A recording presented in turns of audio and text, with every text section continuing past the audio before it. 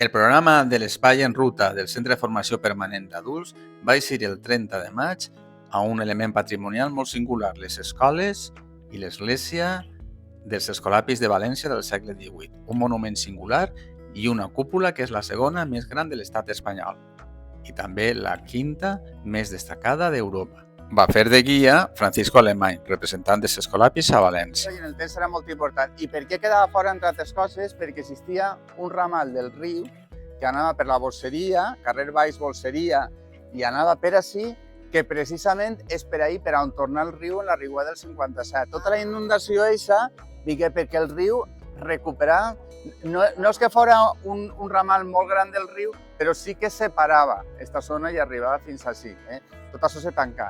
I en aquesta zona també és important perquè passava i passa una sèquia que és la de Rovella, la sèquia de Rovella. I això permetia per a la seda, que necessitava l'aigua per a llevar, era molt important. Era dos parts riques. Sí. Així, entre els edificis més destacats, nasqué un monestir que hem explicat i una església que és la del Pilar, en la plaça del Pilar, que segur que sols queda l'església.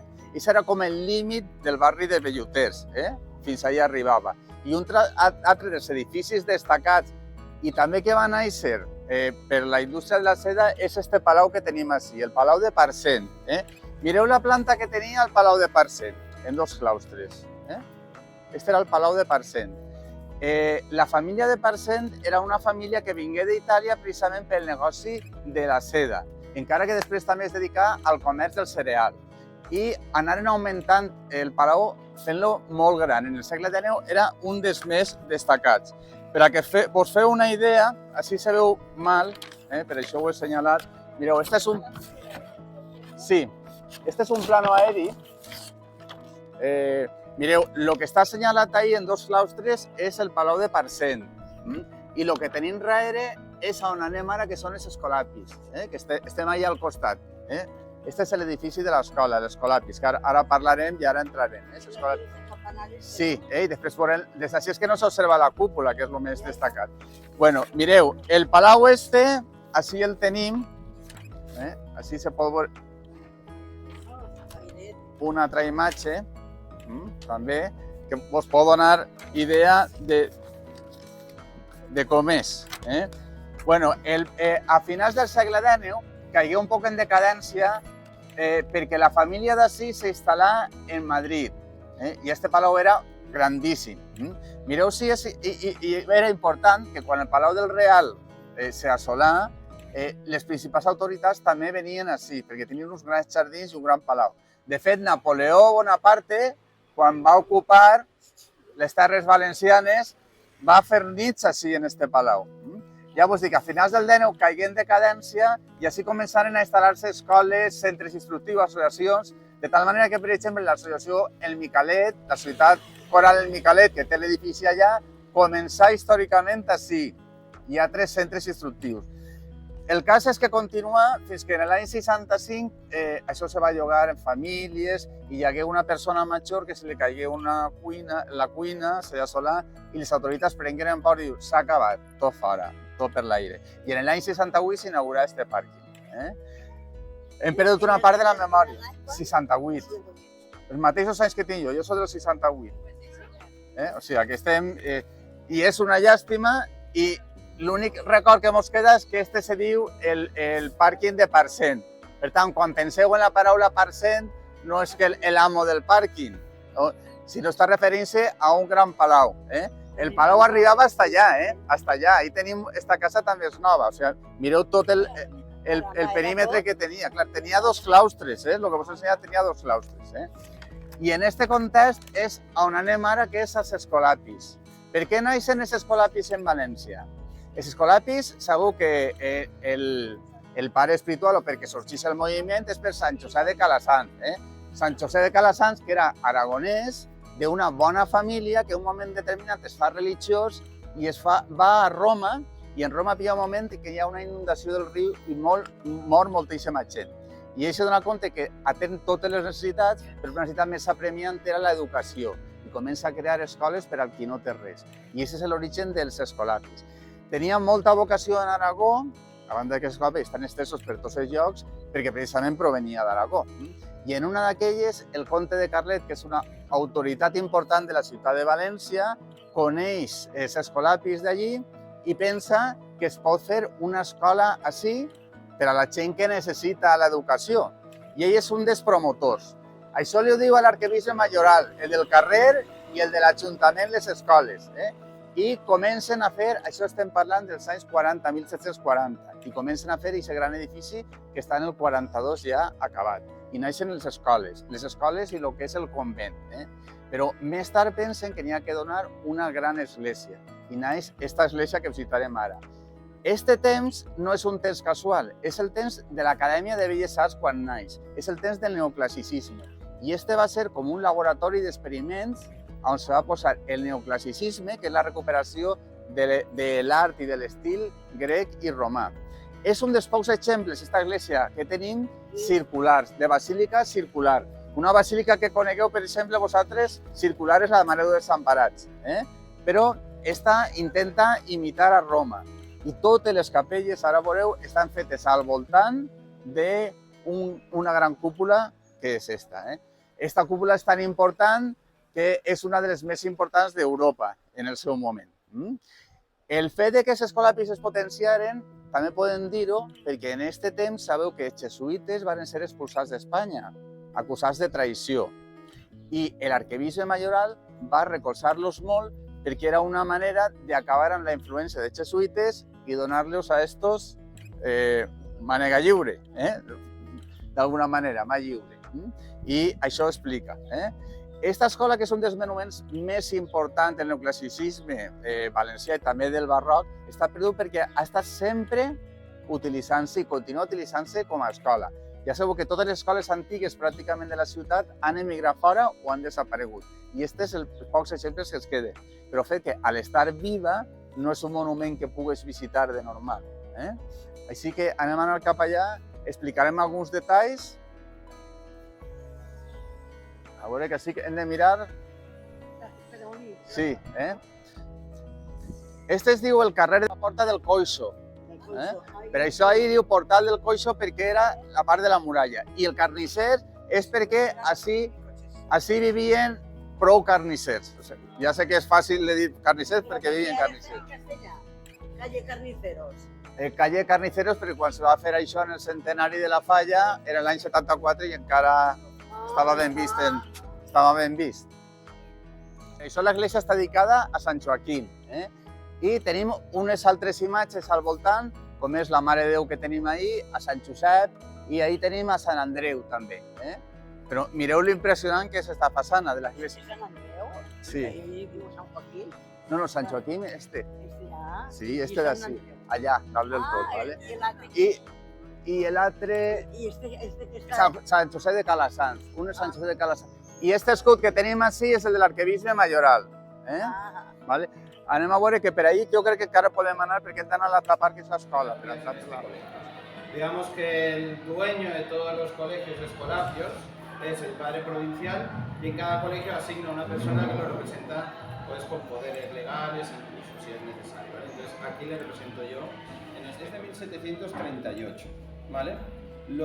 Digamos que se empeña el arzobispo mayoral en este colegio. La idea es la siguiente: los escolapios nunca fundan a no ser que son llamados por obispos o por cardenales de diócesis que dicen quiero que los escolapios vengan aquí. En la actualidad la escolapía no fundan donde no son llamados, ¿no? Hay otras órdenes que sí que es verdad que hacen una misión y entonces empiezan a fundar. La escolapía solamente cuando son llamados. Entonces el arzobispo mayoral conoció a los escolapios en Zaragoza y entonces se quedó enamorado del tipo de educación que hacían los escolapios, porque tenemos un perfil muy concreto de educación, ¿vale? San José de Calassanç fue el primer santo, la primera persona que fundó una escuela pública. La idea fue que él vio niños en la calle, bueno, la historia es mucho más larga, pero vio una serie de niños en la calle y entonces en una parroquia del Trastevere de Roma, pues pidió un local para que estos niños, él quería catequizarlos, quería hacer las catequesis a los niños, pero aprovechando que los tenía allí, pues empezó con la educación. Por eso nuestro lema es Pietat y Letras, es educar, evangelizar, educando.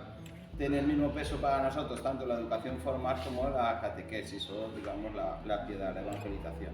Entonces este estilo de escuela pía, este estilo de educación al arzobispo mayoral le enamoró. Y entonces hasta tal punto que pidió que vinieran aquí los escolapios, pagándolo él.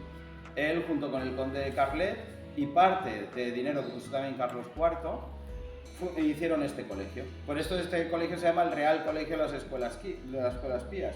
Lo de real es porque el rey de entonces puso dinero para su construcción. Sabéis que lo de real en educación o en cualquier organización se pone por dos motivos. Si ha sido educado, por ejemplo, algún personaje de la realeza en un colegio, pues se le pone lo de real, o si ha intervenido de una manera económica. Este colegio es porque ayudó en la construcción Carlos IV. Entonces, la idea los trae aquí, pero él quería que la escuela pía se viera desde todas partes. Por eso hizo esta construcción tan grande. Es un colegio muy grande. Es verdad que está en el centro de Valencia, en un barrio que pasa desapercibido, pero es un edificio muy grande, hasta el punto que las murallas de la ciudad pasaban por ahí, por donde están las Torres de Cuart, en Guillén de Castro, y este colegio se veía desde fuera de las murallas, porque él tenía obsesión de que la escuela pía se viera desde todas partes. Y es el edificio más alto de toda la zona porque se veía desde fuera de las murallas. Por eso él quería hacer una obra grandiosa aquí. Empezó la obra, vino la primera comunidad religiosa, que ahora luego cuando salgamos si queréis podéis ver un poquito el claustro, aunque es verdad que cuando hay alumnos no se pueden haber visitas, pero bueno, pasamos por ahí para ver la iglesia, veis el claustro y ahí está la primera orden religiosa, la primera comunidad religiosa de aquí del centro. Hay escolapios tan ilustres como el Padre Estío, no sé si sabéis algo de él. El Padre Estío fue el escolapio que hizo la primera Vulgata, la primera Biblia de traducción del latín al, del arameo al latín y del latín al castellano, de aquella época, ¿vale? El Padre Estío. En este colegio, por ejemplo, como es historia, como decíais, historia viva, pues bueno, todo lo que veis por aquí, si no es de 1738 será de 1800, pero es pura historia. Este colegio a nivel arquitectónico es especial también porque está hecho con muros de carga solamente. Los muros, como veis, son de más de 1 metro de ancho y está toda la edificación hecha con estos muros. Solamente hay 2 columnas que son estas 2 que veis aquí, que también tiene su puntito especial porque no son columnas al uso, no son circulares, sino son ovaladas. Aquí han venido arquitectos a veces a verlas y por qué este tipo de construcción, ¿vale? Son las que sustentan esta parte del colegio, pero el resto del colegio está hecho con muros de carga, todo lo demás ya son vigas. Todavía existen muchas zonas originales, la parte derecha del edificio, las vigas siguen siendo de madera. Los expertos dicen que son maderas irrompibles. Bueno, yo soy físico y esto de irrompible me suena un poco, pero bueno, es verdad que llevan desde 1700 y no se han roto ni tampoco se han carcomido. Aquí vienen de vez en cuando expertos técnicos de la Universidad Politécnica pues a comprobar cómo el estado de la madera y todo esto, pero bueno, en principio. Es verdad que en la otra ala, la ala norte del colegio, tuvo carcoma, bueno, termita realmente, en un momento determinado, a mitad del siglo XX, un poquito antes, 1930, 40 por ahí, se tuvo que vaciar entero y se tuvo que poner vigas ya de hierro, etcétera, etcétera, pero eso esta parte, esta en cambio es original. La puerta por la que habéis entrado es de 1738, la puerta esta no, la puerta del colegio. Cuando salgáis veis y veréis que hay bisagras medievales realmente, ¿vale? Y los azulejos del patio, estas no son de originales, quedan unos pocos arriba en el primer piso, pero bueno, no son originales como puede ser de 1800 o de 1900, o sea, estamos hablando de pura historia en este edificio. De hecho, este edificio está considerado bien de interés cultural, ¿de acuerdo? La iglesia y el colegio. Nosotros hasta para cambiar los cristales tenemos que pedir permiso a patrimonio, además es así, no es una broma. Para cambiar todos los cristales del claustro tuvimos que pedir permiso al Ministerio de Cultura porque no autorizaban el cambio de cristales. Esto es un colegio, entonces como colegio necesitamos algunas medidas de seguridad, que es lo que al final pues pesó más, ¿no? Pero bueno, esto es nuestro colegio. En la escuela tenemos, en este colegio tenemos una serie de joyas culturales. A la entrada, no os habéis dado cuenta, es que a la salida os lo puedo enseñar, porque es nuestra sala de visitas. Hay un cuadro que es un cuadro de Benlliure, de 1918. Benlliure no pintaba nunca tan grande, solamente tiene 2 pinturas, una aquí y en el San Pío, en el museo. Y esta la pintó porque se la pidieron para la Exposición Universal de París de 1918. Entonces, él lo hizo tan grande, las puso allí, es el juicio final. Bueno, realmente el título es el juicio final en el Albalá, no sé qué, en el Valle Josafat, creo que es, ¿vale? Pero bueno, da igual, nosotros le llamamos el juicio final. Entonces, lo pintó para esa exposición universal, como os digo. Luego lo que ocurrió es que no lo vendió, digamos que lo que se exponía en las exposiciones luego se intentaba vender. No lo vendió y entonces lo mal dobló, no lo dobló así en círculo, sino que lo dobló a cuartos. De hecho, os comento esto porque la Politécnica Valencia hace ya 8 o 9 años tuvieron que rehabilitarlo entero porque estaba un poco dañado, ¿vale? Y quedó perfecto. Bueno, la historia es que luego vino a Valencia y lo intentó vender en Valencia, pues lo puso en una exposición del Mediterráneo que hubo aquí en Valencia, a posterior. Y para intentar venderlo, como no existía el marketing de la época, no se podía mandar, pues entonces lo que hizo fue pintar a San Vicente Ferrer, ahí en el lateral izquierdo, luego lo veréis, está pintado. Es verdad que sigue siendo Benlliure, porque lo pintó Benlliure, porque lo que quería venderlo, pero no es del cuadro original, lo pintó además, parece algo extraño, ¿no? Que parezca San Vicente ahí dentro predicando, que es el juicio. Pero bueno, lo integró bien porque él lo que quería era venderlo. ¿Y qué ocurrió? Pues que no lo consiguió vender tampoco. Y entonces, como toda la familia Benlliure habían sido exalumnos del colegio, pues lo donó al colegio. Él lo donó realmente para que estuviera en la iglesia, pero es que esas dimensiones no podían ponerlo en ninguna parte en la iglesia. Entonces lo mandaron al colegio nuevo, al del Calasanz, en aquella época era nuevo, no sabían dónde ponerlo y lo trajeron aquí y encajaba perfectamente en esa pared y ahí se ha quedado. De hecho, el director del Museo del Prado vino aquí una vez porque lo había oído de este cuadro y dijo que ahí no podía estar, que no estaba protegido, que esto era una barbaridad, porque esto tenía que estar en una sala del museo. Y yo lo que le dije, yo era director para aquel entonces, le dije, pues mire, esto está cuidado por Los Ángeles, Calasanz, porque nunca lo ha tocado ningún niño, lo tenemos aquí a la entrada del colegio y no ha habido ningún problema. El hombre se enfadó porque dijo que tenía que estar en el Museo del Prado. Los escolapios, por supuesto, dijeron que no. La Escuela Pía tiene 2 Goyas, sabéis que tienen un Goya en el Colegio de Gaztambide, bueno, 2 Goyas en el Colegio de Gaztambide de Madrid, porque Goya fue un exalumno de la Escuela Pía, y aquí tiene el Benlliure este, que también es exalumno. Pero bueno, estos son anécdotas un poquito de la historia. Luego aquí en el colegio tenemos también, lo que pasa es que no os las puedo enseñar, allí detrás de eso, que tengo que poner cuadros o algo, hay 4 cámaras acorazadas donde aparecen, tenemos libros 12 incunables. Los incunables son libros de 1500 aproximadamente que están hechos por primera vez por imprenta, esos son incunables, ¿vale? Ahí tenemos un Nebrija, por ejemplo, la gramática Nebrija, no sé si os suena, es la primera gramática que se hizo de castellano y tiene el valor que tiene es que está manuscrita, o sea, es única en el mundo. Habrán 3 o 4 Nebrijas en todo el mundo, aquí tenemos uno y está manuscrita, es única. Aquí, bueno, aquí donde estáis es una biblioteca de investigadores, aquí vienen investigadores a ver los libros, ¿vale? Tenemos libros de 1500, 1600, luego a partir de aquí fuera ya 1700, 1800. Estos libros están sacados de la biblioteca de este colegio, desde 1700, y de una biblioteca del colegio de Albarracín. El arzobispo mayoral también fundó allí un colegio, en el colegio Albarracín. ¿Habéis estado alguna vez en Albarracín? A la entrada de Albarracín hay un hotel muy grande, el Hotel Albarracín. Bueno, pues ese hotel que es tan grande era el colegio de las escuelas. De hecho, si entráis, ahora os enseñaré un escudo, si entráis en la escalera del hotel, se puede ver todavía que está ahí el escudo del arzobispo mayoral porque también lo construyó. Y era un colegio escolapio. Y entonces trajeron, cuando ya se cerró aquello como colegio, trajeron aquí toda la biblioteca. ¿Vale? Ahora si queréis, bueno, ¿tenéis alguna pregunta? Porque yo soy maestro, los maestros nos das un poquito, nos enrollamos. No, pero la gusto oír. Tenemos una hora solamente porque luego tengo una reunión. ¿Son escuelas públicas? Esto es, vamos a ver, es una escuela concertada. Los escolapios, pero vamos a ver, es una escuela concertada pero por identidad propia, no porque queramos subsistir, me explico. La identidad de las escuelas pías son colegios públicos. De hecho, San José Calasanz es el fundador de la primera escuela pública europea, ¿no? Así se puede considerar mundial. Porque los escolapios siempre han intentado que la educación sea gratuita, totalmente gratuita. Este colegio en concreto era un colegio que venía a la nobleza valenciana.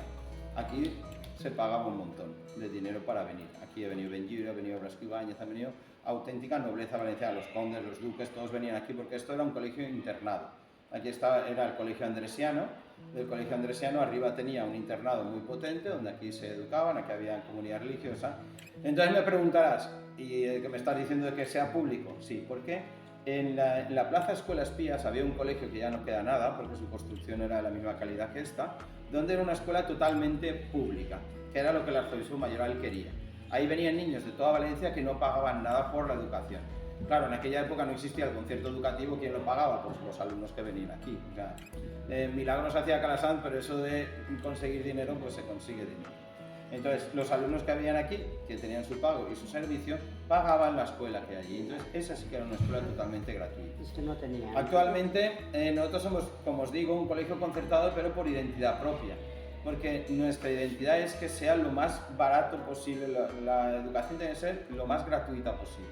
Es verdad que los colegios concertados tenemos el dilema de que con lo que nos da consejería solamente no podemos mantener el estilo o la identidad nuestra propia. Entonces se hacen aportaciones voluntarias que hace la familia, nosotros lo explicamos y las familias pues hacen una aportación voluntaria todos los meses para mantener el colegio en las condiciones que tenemos, ¿vale? Pero es un colegio concertado. Una familia puede traer a sus hijos aquí y no pagar nada y hace una aportación voluntaria, pero por la educación no se puede. ¿Me explico o no? Pero quiero que entendáis que no es porque nosotros intentemos sobrevivir, sino es por nuestra propia identidad. Hay otros colegios, otras órdenes religiosas, otros colegios que son concertados, que muchas veces son por sobrevivir. Dices que si no, no sobrevivimos. Nosotros, pues si no sobrevivimos teniendo que cobrar, pues no sobreviviríamos. O sea, va en contra de nuestra propia ideología, de nuestra propia identidad. De hecho, los colegios, hay pocos colegios privados. En España no hay ningún colegio privado. Bueno, hay algunas partes, por ejemplo, el bachillerato. Pues en Madrid el bachillerato no es concertado, pero como tienes todo lo demás, pues el bachillerato es privado y se mantiene. ¿Me explico o no? O sea, también la Escola Pía se adapta a los tiempos reales, pero siempre buscando la máxima gratuidad en la educación. ¿Más preguntas? Bueno, pues si os parece, vamos a pasar por aquí. Aunque hayan alumnos, vamos a arrimarnos por aquí. Os enseño algunas cosas del claustro y nos vamos a la iglesia, que es lo que quería.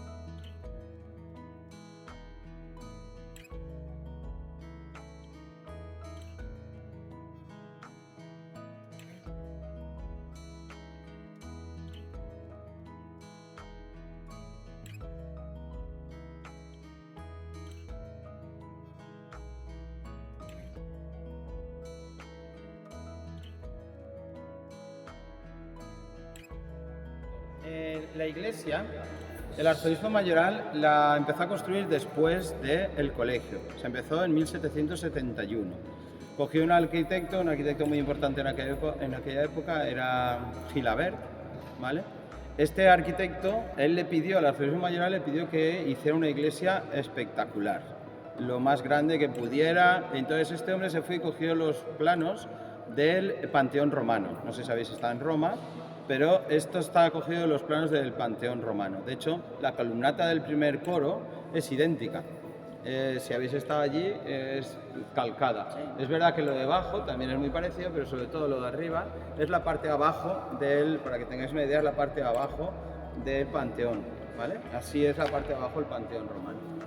Y entonces, es tan espectacular porque, como os digo, el arzobispo mayoral tenía esa obsesión, quería que se viera desde fuera. La iglesia estaba diseñada un coro más alto, ¿de acuerdo? Lo que pasa es que no se pudo hacer porque al final el arzobispo mayoral murió y cuando se acaba el dinero se acaba la obra. No habían subvenciones en aquella época. Pero él quería que tuviera un coro más. Entonces no pudo ser, ya os digo, porque se acabó el dinero cuando el arzobispo falleció. Esta cúpula tiene 52 metros de alto, creo que son, y 25, 26 de ancho. Como cúpula es la tercera, cuarta más grande de Europa, que se puede considerar del mundo. Está la más grande, que es la del Vaticano, ¿vale? La segunda más grande está en Madrid, que es la de San Francisco el Grande, de Madrid. Y luego ya estaría esta, bueno, la de San Pablo Extramuros, también dicen que... Lo importante es que esta es la iglesia de planta circular más grande, porque las otras son siempre en planta en cruz, ¿vale? Las cúpulas están sustentadas en planta en cruz, en cambio esta es una planta circular. Se considera la iglesia de planta circular más grande de Europa.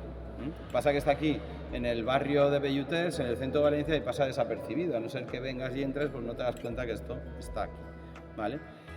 Más curiosidades, ahí arriba, que veis iluminado, eso es un fresco de Vergara. El arzobispo le encargó a Vergara que hiciera aquí pues un fresco de Calasanz. Y eso era como una pequeña prueba, él quería ver cómo quedaba una pequeña cúpula con este pintor valenciano. Porque el proyecto era que pintara toda la cúpula Vergara. Lo que pasa es que cuando falleció el arzobispo mayoral, pues acabaron los proyectos. Un experto de la Universidad de Valencia, un catedrático, me dijo que si Vergara hubiera pintado toda la cúpula, salvando las distancias entre Miguel Ángel y Vergara, por supuesto, que esto pues sería parecido a la Capilla Sixtina, como obra pictórica, por metros cuadrados, porque son más de 1000 metros cuadrados, ¿vale? Hubiera sido espectacular, pero bueno, no lo hemos llegado a ver, ¿de acuerdo? Más curiosidades de la iglesia, pues bueno, aquí tenemos el altar de San José de Calasanz, que es el patrono fundador de las escuelas pías. Allí está la Virgen de la Merced, ese sí que es la Virgen de la Merced.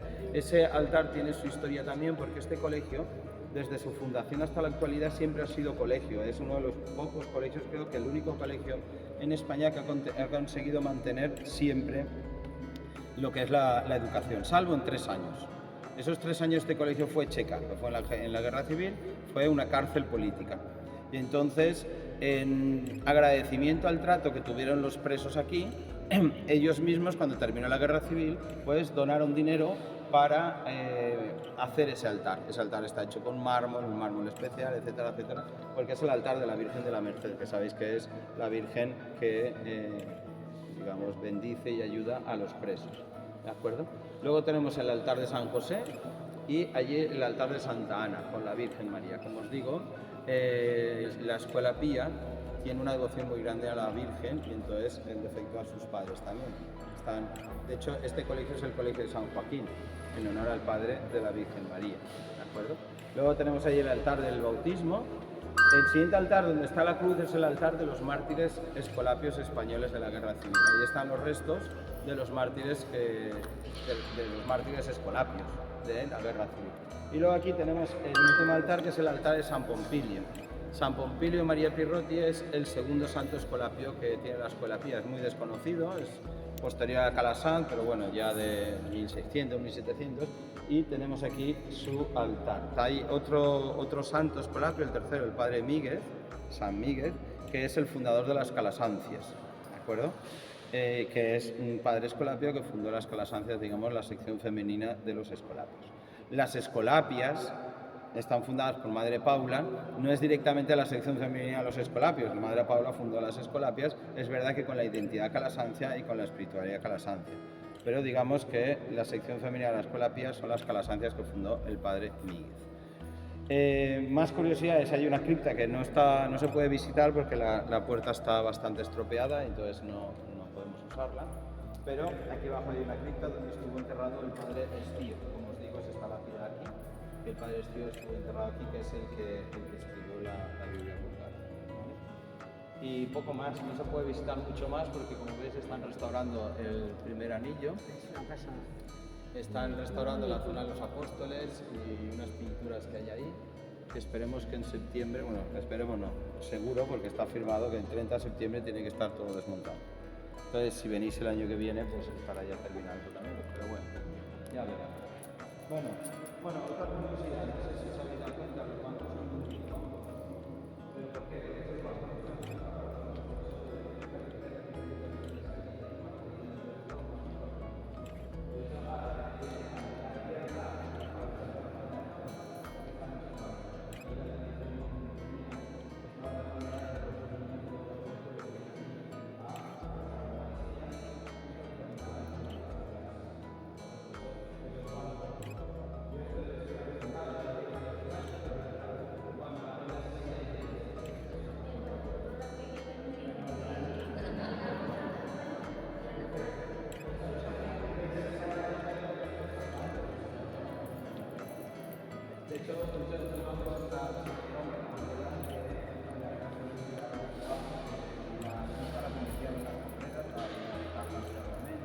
todavía hay restos debajo de ensayos de tiro que hacían. Pero bueno, bien. La Virgen, por lo que me he preguntado, la Virgen no es original, porque antes aquí había un San Joaquín, ahí estaba Santa Ana y en el altar mayor estaba San Joaquín. Por eso es el colegio de San Joaquín, la parroquia San José Calasán, pero el colegio de San Joaquín. Lo que pasa es que en la Guerra Civil, pues como en todos, como en los Santos Juan y todo esto, pues se quemó, lo rompieron, etcétera, etcétera. Entonces, hicieron una escultura de la Virgen, lo hizo un escultor valenciano muy bueno, no me acuerdo cómo se llama, pero era muy bueno. De hecho, es una obra de arte, aunque sea de 1900, porque está toda tallada en madera. Han venido aquí a rehabilitarla y cuando han venido a rehabilitarla, los expertos se han escandalizado, han dicho, ¿cómo podéis tener aquí esta obra de arte tan grande? Porque normalmente todo lo que veis así de decoración más fina, eso se suele hacer con escayola, porque es mucho más maleable y es mucho más fácil de trabajar. Y en cambio esta está hecha toda en madera, una madera noble y está hecha toda en madera. Entonces, ya os digo, los restauradores se tiraban de los pelos diciendo, ¿cómo puede ser que esta escultura es una escultura totalmente en madera? Y es una preciosidad. Digamos que cuando la Escuela Pía habla de la Virgen de las Escuelas Pías, hace referencia a esta Virgen. Este colegio era la casa madre de la provincia Escolapia, la casa madre es donde vivía el provincial. Ahora, cuando nos hemos unido ya con todo el resto de España, pues la casa madre, digamos, donde vive el provincial está en Madrid, aunque tiene muchas estancias en este colegio, y aquí es donde se hacían las ordenaciones de religiosos, donde se hacía todo, porque esta era la Virgen y es la Virgen de las Escuelas. ¿Qué más? ¿Queréis preguntar algo? ¿Alguna curiosidad? Sí, ahí dan, por ejemplo, estos huecos geniales. A ver, ese es el coro, eso tiene su historia. Mira, antiguamente la comunidad religiosa vivía en el primer y el segundo piso del colegio. Entonces salían por ahí y aquello de allá arriba era su capilla, ¿vale? Pasa que desde aquí no se ve. Justo el que está delante del altar era la capilla. Entonces aquí los religiosos venían a rezar.